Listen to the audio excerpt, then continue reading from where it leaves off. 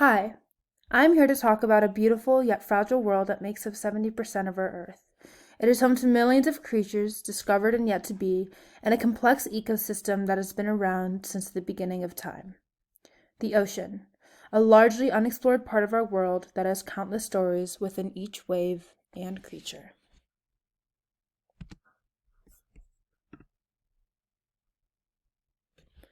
Ever since I was little, I've had subtle introductions to the life below us. A whole new world, as Ariel says. Some movies that have taken us under the sea, meeting all different sea creatures like Finding Nemo, and introduced us to the scary parts of the ocean like Bruce the Great White. There are some movies that have even made us believe that some sharks could be vegetarian, like Lenny from Shark Tale, and made us realize that the world below us is not so different from ours. It's just a matter of fins instead of feet and gills to breathe. This past year, I was fortunate enough to visit two gorgeous places, St. John in the Virgin Islands and Santa Teresa in Costa Rica. My time in St. John was spent in the clear, warm water of the Caribbean. I snorkeled and saw the most amazing sights like stingrays and sea turtles swimming harmoniously, nurse sharks gliding along the ocean floor, and fish in all different colors and sizes cautiously swimming beside me. My days in Costa Rica were spent surfing the beautiful waves of the Pacific Ocean and admiring the views of sea life we could see. These were the homes of a whole different world that not only provided for the life below, but us as well in ways we fail to remember. While I was snorkeling out on the reefs in St. John, my best friend told me that her experience in some places 2 years ago had drastically changed for the worse. Trunk Bay, a popular snorkeling spot in St. John, was almost completely dead. We swam around the entire island on an underwater tour, and the previously vibrant spot filled with so many fish and coral were now gone.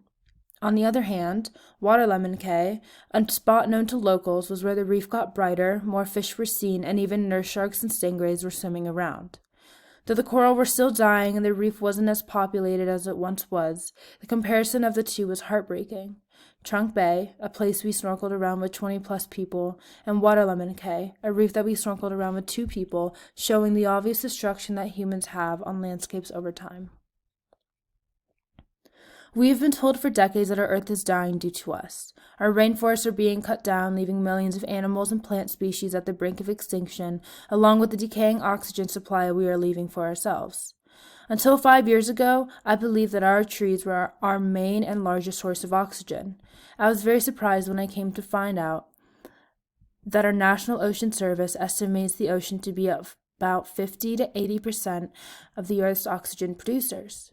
And because coral reefs, the rainforests of the ocean, allow for a healthy foundation, without them, marine life would cease to exist. Scientists even infer that we are making our way to a sixth mass extinction that won't just kill off marine animals, but the larger-bodied marine life, that will have a detrimental impact on the ocean and land life for many years after. This image above does a great job of showing significant issues we as humans have created for our oceans. Humans are the problem. For years, we've had countless people talk about the serious issues we pose on Earth, and every single speaker I've listened to have made it abundantly clear that our actions will be our downfall. We need to take these matters seriously, so when will we start? Take a look at this image again. Most, if not all, of these issues stem from us. The killing of our ocean's most important predator, but only for its fins, is wasteful. We are draining life from our water with overfishing and depleting food sources in large quantities for the other animals in the oceans that need it more than us. Ocean acidification should scare you, because it is and will wipe out our marine life so quickly before they can adjust that before we know it, we won't have any left in our ocean. Mercury pollution coming from us will end up killing us by contaminating our food supply. The dying coral reefs and the ecosystems that depend on them stand no chance of survival from the rapidly warming temperatures that are happening due to our play in global warming. And last, but certainly not least of all, is the ever-growing garbage patch that has dirtied our oceans and killed our animals. We are the problem, but we can and need to help fix it. There is hope for us yet. Stephen Porter, a journalist that I came across, reported a study by Stanford and Duke's ecology and conservation researchers who explained the sixth mass extinction and what we could do to prevent it.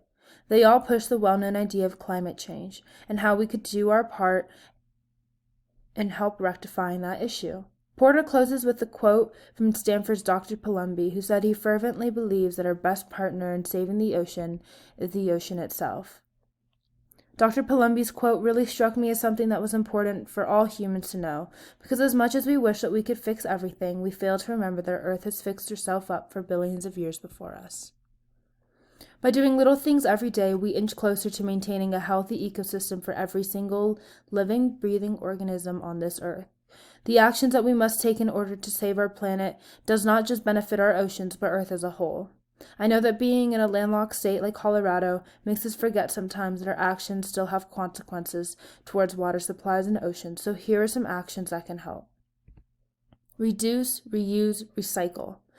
A phrase that I learned about in 4th grade that I continue to remember and use. Cut down on the things we throw away and reserve our natural resources. Conserving your water. The less water that we use produces less wastewater and runoff water that eventually end up in the ocean. As we hear in Finding Nemo, all pipes lead to the ocean, some way, somehow. Choose non-toxic chemicals so that we don't send toxic ones through our waterways. And energy efficiency. This reduces greenhouse gases and will help with our fight against climate change, an important cause that is changing our world whether you want to believe it or not.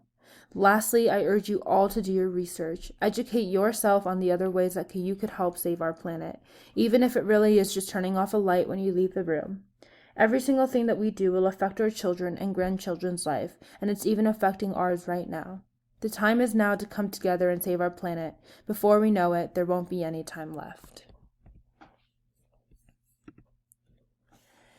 Our world is home to the most beautiful creatures and environments known. New things happen each day that pushes me to believe that we have such a unique planet around.